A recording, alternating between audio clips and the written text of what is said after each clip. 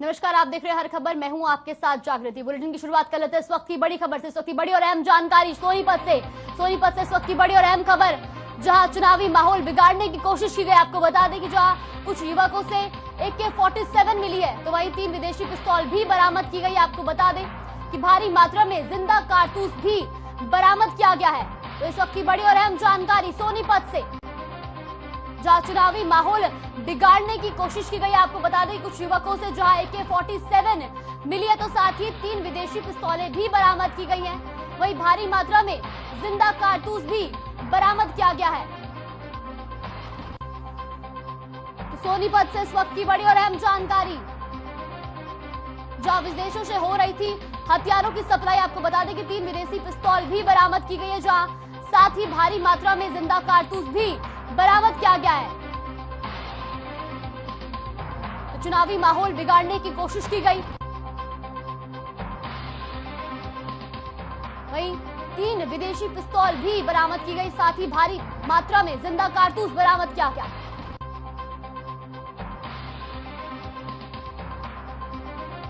तो बड़ी और अहम जानकारी सोनीपत से, जहां चुनावी माहौल को बिगाड़ने की कोशिश की गई। और तस्वीरें भी आप लगातार देख सकते हैं हमारी टीवी स्क्रीन पर।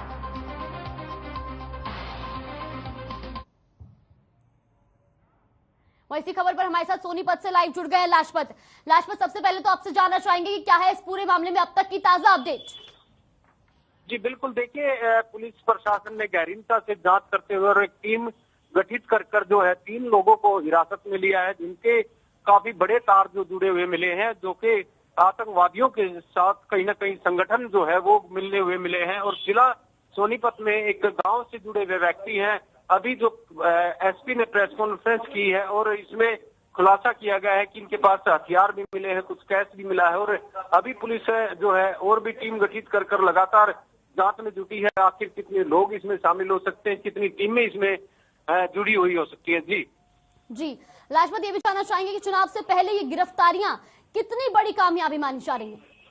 जी बिल्कुल, देखिए ये काफी बड़ी जो कामयाबी है, क्योंकि पंजाब में जो चुनाव है उससे कहीं ना कहीं जुड़े हुए संबंध बताए गए हैं। अभी जल्दबाजी होगी कि इसमें ज्यादा बड़े खुलासे कर पाए, क्योंकि अभी पुलिस जो है इसमें और भी तथ्य जोड़ना प्रयास जारी है और अभी जो है टीम लगातार अपना काम कर रही है। जी लाजपत, क्या चुनावी माहौल को बिगाड़ने की कोशिश की जा रही थी? जी बिल्कुल, देखिए हमने बताया कि जैसे पंजाब में जो चुनाव है उसको कहीं ना कहीं बिगाड़ने के जो संगठन था ये, और इसको लेकर जो सोनीपत की टीम ने बहुत बड़ा एक खुलासा किया, बहुत बड़ी एक कामयाबी को हासिल किया है। जी लाजपत, ये भी जानना चाहेंगे किस तरीके से ये कामयाबी मिली, कहां से पुलिस को ये जानकारी मिली? जी बिल्कुल, देखिए पुलिस ने अपनी टीम, हर तरीके की टीम तैयार की गई थी, जिसमें सबसे बड़ी जो टीम का जो अगर बात करें तो खुफिया विभाग की इससे बड़ी कामयाबी रही है। और लगातार आपको बता दें कि जो ये कामयाबी काफी बड़ी है, क्योंकि जिला सोनीपत के लिए आज सबसे बड़ी कामयाबी है और पूरे हरियाणा में इस बात को लेकर कहीं ना कहीं काफी बड़ी सराहनीय बात है कि 3 लोगों को हिरासत में लिया है, उनसे पूछताछ जारी है। जी लाजपत, क्या क्या बरामद हुआ है आरोपियों के पास से? जी बिल्कुल, देखिए इनके पास जिंदा कारतूस जो बरामद हुए हैं, कुछ हथियार जो है काफी बड़े हथियार है, जिनके नाम जो है वो खुलासा नहीं कर पाएंगे, क्योंकि अभी जो काफी हथियार जो है जिंदा कारतूस है वो अभी बरामद हुए हैं। जी लाजपत, बहुत बहुत धन्यवाद आपका हमारे साथ जुड़ने के लिए और तमाम जानकारियां हम तक पहुंचाने के लिए। तो इस वक्त की बड़ी और अहम जानकारी हम आपको बता रहे हैं सोनीपत से, जहां भारी मात्रा में जिंदा कारतूस बरामद किया गया। आपको बता दें कि जहां 3 विदेशी पिस्तौलों को भी बरामद किया गया है, तो वही कुछ युवकों के पास से AK-47 बरामद की गई है, साथ ही भारी मात्रा में जिंदा कारतूस भी बरामद किया गया। तो वही आपको बता दें कि विदेशों से इन हथियारों की सप्लाई की जा रही थी।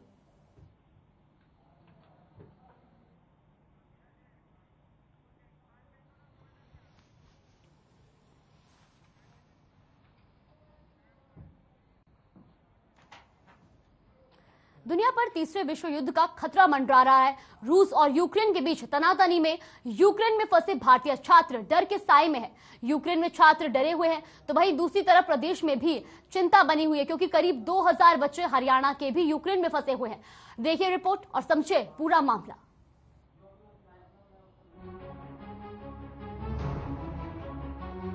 रूस और यूक्रेन के बीच तनाव कम होने का नाम नहीं ले रहा। सीमा पर अब भी 1.5 लाख सैनिकों की मौजूदगी की बात सामने आ रही है। रूस का दावा है कि उसने सीमा से सेना की वापसी शुरू कर दी, लेकिन अमेरिका समेत यूरोपीय देशों ने अब भी सीमा पर 1.5 लाख सैनिकों की मौजूदगी का अंदेशा जताया। सैटेलाइट तस्वीरों में भी यूक्रेन की सीमा के पास रूसी सैनिक भारी हथियार और बख्तरबंद गाड़ियों के साथ नजर आ रहे हैं। कहा जा रहा है कि रूस यूक्रेन पर कभी भी हमला कर सकता है और इन्हीं आशंकाओं से यूक्रेन में रहने वाले भारतीय छात्र बेहद चिंतित नजर आ रहे हैं। हरियाणा के जींद के 68 छात्र, करनाल के करीब 700 छात्र, यमुनानगर के सैकड़ों छात्र यानी प्रदेश के करीब 2000 ऐसे छात्र हैं जो यूक्रेन में MBBS की पढ़ाई कर रहे हैं। लेकिन जैसे जैसे तनाव बढ़ रहा है, उनकी चिंताएं भी बढ़ती जा रही है। ये छात्र और उनके परिजन अब केंद्र और हरियाणा सरकार से वतन वापसी की गुहार लगा रहे हैं। इन हालातों में ये बच्चे अपने माता पिता के साथ ही रहना चाहते हैं।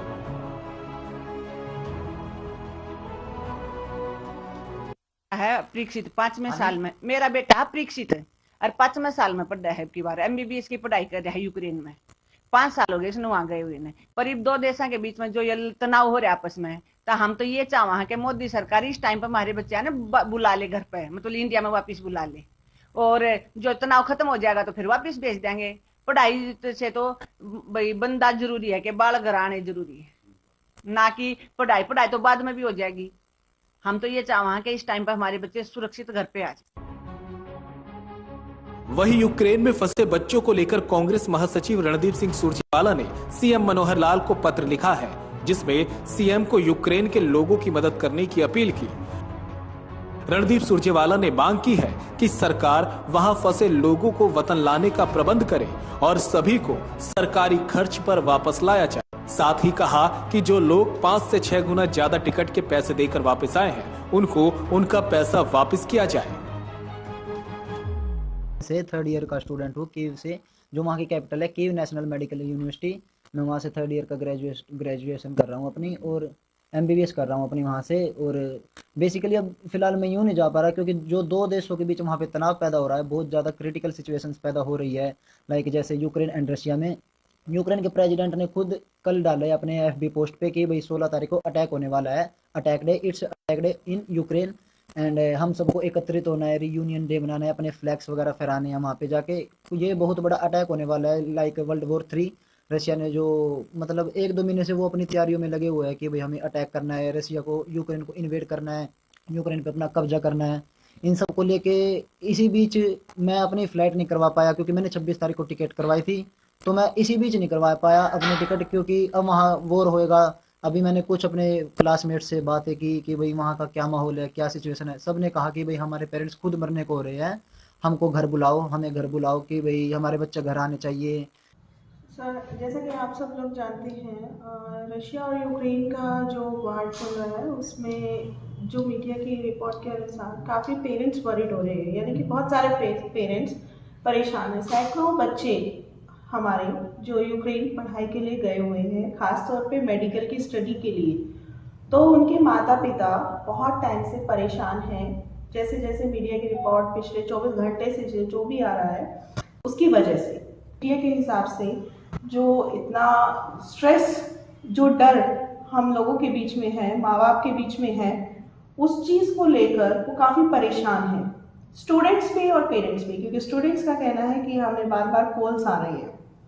मैं ये जानना चाहती हूँ, मैं ये आज कहना चाहती हूँ, मेरी अपील है, मैं अनुरोध भी करती हूँ इस विषय पे, जितने हमारे विद्यार्थी यूक्रेन में पढ़ रहे हैं और जो वहाँ के नागरिक हैं, भारतीय नागरिक हैं, उन सबको अगर इस तरह से कोई वार हो रहा है या होने वाला है कल को, तो ऐसे में मेरी एक अपील है, मैं अनुरोध करती हूँ माननीय प्रधानमंत्री मोदी जी से, इंडियन गवर्नमेंट से, एविएशन मिनिस्टर से, कि यदि ऐसा कुछ पॉसिबल होने वाला है, इस तरह का कोई वार है, तो कृपया करके हमारे भारतीय छात्रों को और नागरिकों को वहां से जल्द लाने का प्रबंध किया।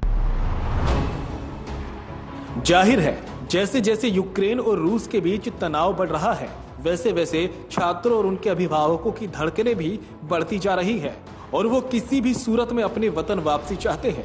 जानकारी के मुताबिक यूक्रेन में देश के करीब 18,000 छात्र हैं जो वहां फंसे हुए हैं, जिनमें से करीब 2,000 छात्र हरियाणा के हैं। ऐसे में इन छात्रों ने केंद्र और राज्य सरकार से जल्द अपने वतन वापसी सुनिश्चित करने को कहा है। अब देखना होगा कि केंद्र और राज्य सरकार की ओर से इन छात्रों को देश वापस लाने के लिए सरकार आने वाले समय में क्या कदम उठाती है।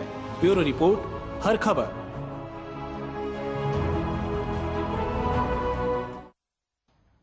चलिए रुक कर लेते हैं इस वक्त की बड़ी खबर का, जो इस वक्त की बड़ी और अहम जानकारी हम आपको बता रहे हैं सोनीपत से। तो जहां सोनीपत में 3 विदेशी पिस्तौल बरामद की गई, तो वहीं आपको बता दें कि जहां इस वक्त चुनावी माहौल बिगाड़ने की कोशिश की जा रही है, तो वहीं विदेशों से हो रही है हथियारों की सप्लाई। साथ ही 3 विदेशी पिस्तौल भी बरामद की गई है। वहीं आपको बता दें कि भारी मात्रा में जिंदा कारतूस बरामद किया गया है। तो सोनीपत से इस वक्त की बड़ी और अहम जानकारी, जहां चुनावी माहौल बिगाड़ने की कोशिश की गई है, तो वहीं विदेश से हथियारों की सप्लाई हो रही है। आपको बता दें कि जहां 3 विदेशी पिस्तौल भी बरामद की गई है, साथ ही भारी मात्रा में जिंदा कारतूस भी बरामद किया गया है। तो वहीं कुछ युवकों के पास से AK-47 भी बरामद हुई है। तो इस वक्त की बड़ी और अहम जानकारी सोनीपत से हम आपको बता रहे हैं, जहां भारी मात्रा में विदेशों से हथियार सप्लाई हो रहे हैं। आपको बता दें कि चुनावी माहौल बिगाड़ने की कोशिश पुलिस से इंटीमेशन मिली थी, तो उस पर हमने काम किया था। यार मेरे हाथ नहीं। पुलिस से और बाकी इंटेलिजेंस एजेंसी से कुछ इन्फॉर्मेशन प्राप्त हुई थी कि हमारे यहाँ के कुछ लोग जो हैं सोनीपत के रहने वाले, उनमें से वो पुराना आपराधिक रिकॉर्ड भी है उनका, वो कनाडा और ऑस्ट्रेलिया में जो खालिस्तान टाइगर फोर्स और इंटरनेशनल सिख यूथ फेडरेशन से जुड़े हुए जो अपराधी हैं और टेररिस्ट हैं, गुरजंत सिंह जंटा, हरजिंदर सिंह निजर, उसके बाद लखवीर सिंह रोड और अर्शदीप सिंह डाला, इनके टच में हैं सोशल मीडिया के माध्यम से। और वो पंजाब में और बाकी जगहों पर टारगेटेड किलिंग्स करवाने के लिए और एक टेरर का माहौल बनवाने के लिए इन लोगों को यूज़ कर रहे हैं मर्डर्स करवाने के लिए। तो और इन्होंने पंजाब में कुछ वारदातों को अंजाम भी ऑलरेडी दिया जा चुका है और कुछ वारदातों को अंजाम दिया जाना बकाया है।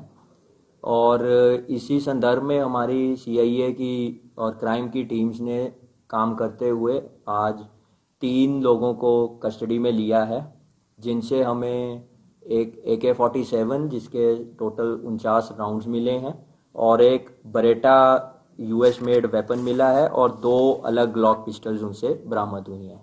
क्या नाम? तो इन अपराधियों के नाम हैं, जो मेन इनका किंग पिन है वो है सागर एलियास बिन्नी, जो कि जुआ गांव का रहने वाला है। सागर उर्फ बिन्नी जुआ गांव PS मोहाना का रहने वाला है।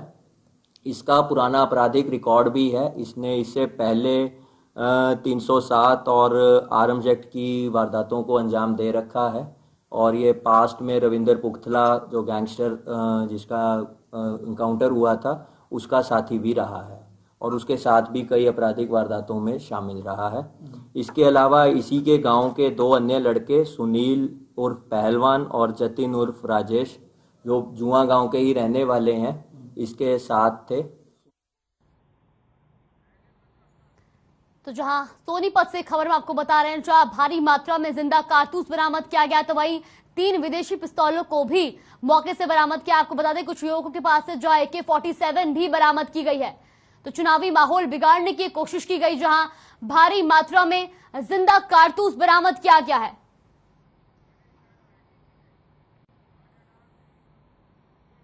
वहीं रूस और यूक्रेन के बीच तनाव बढ़ता जा रहा है। इस बीच यूक्रेन में भारत के कई छात्र फंसे हैं जो वापस अब वतन लौटना चाहते हैं। यूक्रेन में छात्र परेशान हैं, तो वहीं देश में परिवारों की चिंता बढ़ती जा रही है। यूक्रेन में फंसे लोग से इस दौरान हर खबर ने बातचीत की और जाना कि वहां कैसा माहौल बना हुआ है। आइए आपको सुनवाते हैं इस बातचीत के आगे क्या कुछ अंश है।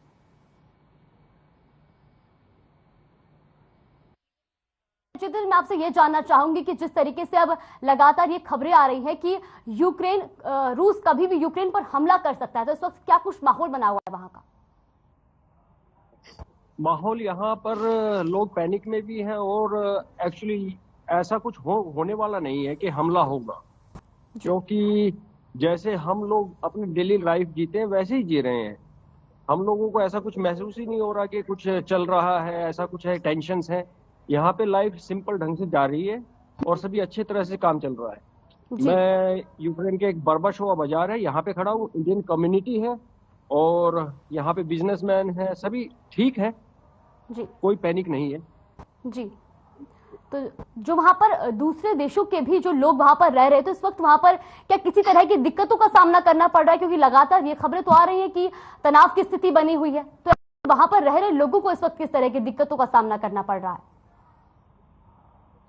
हमें कोई किसी प्रकार की कोई दिक्कत, कोई कमी महसूस ही नहीं हो रही है। सभी सुपरमार्केट्स खुली है, सब सामान मिल रहा है, सब चीजें ठीक है।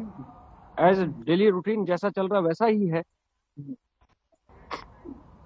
जी, तो जिस तरीके से अब भारत में भी जो भारतीय मूल के छात्र इस वक्त वहां पढ़ रहे हैं, उनके परिजन भी लगातार जो है पैनिक हो रहे हैं कि बच्चों को वापस बुला लिया जाए। तो क्या वाकई में ऐसी कुछ स्थिति है कि जो बच्चों को वापस बुलाया जाए? ये डिपेंड करता है आने वाले कुछ दिनों पर, बट हम लोग तो इस पैनिक में नहीं है। थोड़ा हमें अपनी गवर्नमेंट के ऊपर पूरा भरोसा है। अगर ऐसा कुछ होगा तो इंडियन एम्बेसी ने हमसे डिटेल्स ली हुई हैं, हमारा फोन नंबर, ईमेल आईडी, घर का पता सभी उनके पास में है और हमारी गवर्नमेंट हमें यहाँ से निकाल लेगी। इस कंडीशन में हमें कोई टेंशन नहीं नजर आती। इंडियन गवर्नमेंट हमारे साथ में है। जी, राठी जी, आपके साथ इस वक्त वहां पर कुछ लोग भी मौजूद हैं, हम उनसे भी जानना चाहेंगे कि इस वक्त वहां पर उनको किस तरह का माहौल दिख रहा है, वो किस तरह से इस वक्त वहां पर महसूस कर रहे हैं। ये डॉक्टर अमित आपसे बात करेंगे। डॉक्टर अमित, माहौल बिल्कुल शांत है, ऐसा कुछ नहीं है यहाँ पे। जी, और जो भी यहाँ पे रशिया और यूक्रेन का जो अभी टेंशन का माहौल है, ऐसा कुछ नहीं है कि जी सर, वार की स्थिति है, लेकिन उम्मीद करता हूँ कि बस वही है कि वार ना हो। सब यही एक्सपेक्ट करके बैठे हुए हैं।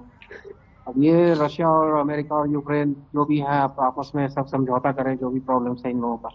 जी, बाकी थोड़ा इकोनॉमिकली कंट्री पर थोड़ा इफेक्ट है, बाकी सब ठीक है। जनजीवन जो था पहले वैसे इसी तरह से चल रहा है। जी, ऐसा कुछ सर मैं राजू, आप जी सर, सर हम आपसे ये भी जानना चाहेंगे कि क्या आपका जो अपने घर वालों से क्या संपर्क हो पा रहा है आपका प्रॉपर तरीके से, और वहां पर जो स्टूडेंट्स हैं उनको किस तरह की दिक्कत का सामना करना पड़ रहा है? क्या वो इस वक्त वहां पर सुरक्षित महसूस कर रहे हैं? हेलो जी सर, आप तक मेरी आवाज पहुंच रही है सर? हाँ, यहाँ संपर्क, हमारे घर वालों के साथ संपर्क में कोई दिक्कत नहीं है जी। इंटरनेट चालू है, सब चालू है एवरीडे। हाँ, जो न्यूज वहाँ आ रही है इंडिया में और जो दुनिया में दिखा रहे हैं जी, उससे कुछ अलग ही है। यहाँ पे इतना सिचुएशन सीरियस नहीं है और यहाँ के लोग वैसे भी यूज टू हो चुके हैं, इतने सालों से ये चला ही आ रहा है। और हम लोग बिल्कुल बॉर्डर पे ही हैं रशिया के साथ। खारकोव यहाँ से 30 किलोमीटर दूर है बॉर्डर रशिया का जी। कॉन्फ्लिक्टिंग रिपोर्ट्स हैं जो यूरोप और अमेरिका वाले बोल रहे हैं और जो पुतिन बोल रहे हैं। पुतिन कह रहे हैं कि उनका कोई इरादा नहीं है यूक्रेन के ऊपर अटैक करने का जी, और यूरोप और अमेरिका कह रहे हैं कि वॉर किसी भी वक्त चालू हो सकता है। तो ये बड़ी कॉन्फ्लिक्टिंग रिपोर्ट है। यहाँ के लोग जो हैं बड़े बिल्कुल पॉजिटिव हैं, टेंशन में नहीं है। सुपरमार्केट्स नॉर्मली चल रही हैं। अगर ऐसा कुछ होता है तो सुपरमार्केट में भीड़ लगती है, लोग सामान इकट्ठा करना चालू करते हैं। ऐसा कुछ नहीं है, बैंकों में कोई भीड़ नहीं लगी हुई है पैसा निकालने के लिए। चीज़ों के दाम कुछ बढ़ रहे हैं, हाँ वो जायज़ है क्योंकि ऑयल के प्राइसेस भी ऊपर जा रहे हैं। पेट्रोल जैसे हिंदुस्तान में बढ़ रहा है, यहाँ पे भी थोड़ा बढ़ रहा है। और स्टूडेंट्स भी नॉर्मल हैं, ऐसा कुछ नहीं है। उनके पेरेंट्स को पैनिक होगा इस तरीके की जो न्यूज़ आ रही है इंडिया में और दूसरी जगहों पे। तो ये जायज़ है कि किसी के भी पेरेंट्स, माता पिता हैं, वो परेशान होंगे। पर अगर ऐसा कुछ हुआ भी तो हिंदुस्तान गवर्नमेंट ने यहाँ पे अरेंजमेंट कर रखा है और एयर इंडिया की कुछ 3 फ्लाइटें भी अभी जाने वाली हैं 22, 24 और 26 को। तो जिन को निकलना है वो निकल सकते हैं और एम्बेसी के पास सारी डिटेल्स हैं सबकी, तो कोई प्रॉब्लम नहीं है। जी सर, ये भी जानना चाहेंगे कि इस वक्त जो वहां पर भारतीय एम्बेसी मौजूद है उनकी तरफ से आपको किस तरह का सहयोग मिल रहा है? क्योंकि लगातार जो है परिजन, बच्चों के जो वहां पे परिजन है वो भी कहीं ना कहीं पैनिक कर रहे हैं कि बच्चे बाहर पढ़ रहे हैं। तो ऐसे में आपको भारतीय एम्बेसी से किस तरह की जो है सहायता मिल रही है? नहीं, एम्बेसी देखिए, किसी भी दुनिया में कहीं भी किसी भी कंट्री की एम्बेसी है जो मदद करने के लिए तैयार रहती है। और भारतीय मैं कहूँगा एम्बेसी जो है वो बहुत अच्छा काम करती है ऐसे टाइम में। अपने लोगों को नहीं बल्कि दूसरे कंट्रीज के लोगों को भी वो बाहर निकाल के आए हैं कई बार। जैसे कुवैत में प्रॉब्लम हुआ, दूसरी कंट्रीज में प्रॉब्लम हुआ, लीबिया में प्रॉब्लम हुआ, तो सब जगह इंडियन जो कंटिजेंट है अपना, जो भारतीय एम्बेसी है, दैट इज वेरी एफिशिएंट। और मेरे को पूरा भरोसा है कि अगर पहले तो ये चाहेंगे कि ना हो ऐसा कुछ प्रॉब्लम यहाँ, अगर बाय चांस कुछ ऐसा प्रॉब्लम होता भी है तो मेरे ख्याल से भारतीय जितने भी यहाँ पे लोग हैं वो आराम से निकल जाएंगे। जी, एक बार फिर हम राठी जी से जुड़ना चाहेंगे। राठी जी से मैं सवाल करना चाहूंगी कि सर, क्या आपके टच में वहां पर इस वक्त इंडिया के और भी लोग हैं या हरियाणा के और भी बच्चे आपके टच में हैं, तो उनका इस वक्त क्या कहना है? क्या वो वापस देश वापसी करना चाहते हैं? एक्चुअली मेरी काफी टाइम से बच्चों से तो कोई बात नहीं हुई है, बट मैं जो बिजनेस प्लान्स हैं इन्हीं से मेरी बात चल रही है। तो इनका अभी ऐसा कोई विचार नहीं है, क्योंकि हम लोगों का बिजनेस सेटअप है यहाँ पे। हम यहाँ से निकल कर जाना नहीं चाह रहे। हम लोग ये सोच रहे हैं कि हमारा बिजनेस जैसा चल रहा है वैसा चल ही रहा है। अगर कंडीशन वर्स्ट होती है तो उस कंडीशन में इंडियन गवर्नमेंट हमें निकाल लेगी, हम निकल जाएंगे यहाँ से। बट तो भाई लगातार हमारे साथ राठी जी जुड़े हुए हैं। राठी जी, मैं आपसे जानना चाहूंगी कि जिस वक्त आप यूक्रेन गए थे उस वक्त में और अब में वहां के माहौल में क्या फर्क देखने को मिल रहा है? देखिए, जैसे मैंने आपको बताया, रोज जो न्यूज आ रही है, कई बार तो वक्त, दिन और टाइम भी बताया गया था इंडियन मीडिया में और दूसरी मीडियाज में कि इतने बजे जो है पुतिन अटैक करेंगे। ऐसा तो कुछ हुआ नहीं है अभी तक। और पुतिन अभी तक भी यही कह रहे हैं कि वो अटैक नहीं करना चाहते यूक्रेन पे। और मेरे ख्याल से इसी के जरिए ये प्रॉब्लम सॉल्व हो सकता है और वॉर ना हो तो अच्छा है। और हमें लगता नहीं है कि वॉर होगा, टेंशन जरूर है। जी सर, जो वहां पर इंडियन एम्बेसी है, उन्होंने भी वहां पे भारतीय मूल के नागरिकों को कहा था कि जल्द से जल्द वो यहाँ यूक्रेन को छोड़कर जल्द से जल्द भारत वापसी कर ले। तो क्या आप तक भी इस तरीके की कोई सूचना पहुंची थी? नहीं, सूचना पहुंची है जी, सबको पता है, लेकिन अभी जो सिचुएशन देखिए क्या होता है। एक तो ग्राउंड की जो सिचुएशन होती है और एक जो इंटरनेशनल मीडिया बताती है, उसमें बहुत फर्क होता है। हरदम बहुत फर्क होता है। ये मैंने देखा है, आज नहीं बहुत पहले। मेरे को बहुत एक्सपीरियंस है ऐसी सिचुएशंस का। और मैं ये देख रहा हूँ कि यहाँ पे जो ग्राउंड पे सिचुएशन है बिल्कुल काम है। यहाँ ऐसा कुछ भी प्रॉब्लम नहीं है अभी हाल फिलहाल। और ठीक है, बॉर्डर पे तैनात है फौजें, यूक्रेन की भी और रशिया की भी। और दनिस्क और लुगांस्क में ये जो प्रॉब्लम है काफी सालों से चला आ रहा है। वहां पे थोड़ी बहुत गोलीबारी होती रहती है। उसको छोड़ के उसके अलावा अभी तक पुतिन ने एक भी रॉकेट, एक भी टैंक यहाँ नहीं भेजी और नहीं कुछ ऐसा हुआ। एक सिंगल गोली भी नहीं चली। तो मैं कैसे कह सकता हूँ कि वॉर चालू है या होगा? हमें तो ऐसा लगता है कि नहीं होगा वॉर, आगे भगवान मालिक। जी सर, जिस तरीके से अमेरिका का दावा है कि हालात ऐसे हैं कि रूस यूक्रेन पर कभी भी हमला कर सकता है, ऐसे में हम इस वक्त आपसे जानना चाहेंगे कि इस वक्त क्या एक बार आप वहां का माहौल हमें दिखा सकते हैं? आसपास का माहौल किस तरीके का है? लोगों की इस वक्त किस तरीके से माहौल बना हुआ है लोगों के बीच में? अगर आप तस्वीरें हमें दिखा पाए तो। बता रहा हूँ, जैसे दिनचर्या यहाँ चलती है वैसे ही चल रही है। कोई फर्क नहीं है, कोई प्रॉब्लम नहीं है, कोई पैनिक नहीं है। जी सर, एक बार आप तस्वीरें दिखा सकते हैं हमें? अगर आपके आसपास की तस्वीरें हम देख सके कि किस तरीके का माहौल वहां पर है इस वक्त।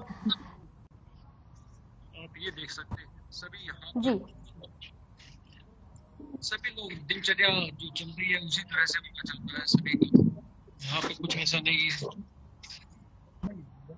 जी सर, अब आप इस वक्त, हम ये भी जानना चाहेंगे क्या इस वक्त आप यूक्रेन की किस जगह पर मौजूद है? क्योंकि यहाँ पर जिस तरीके का माहौल आप दिखा रहे हैं तो ये जानना जरूर चाहेंगे कि किस जगह पर इस वक्त आप मौजूद हैं।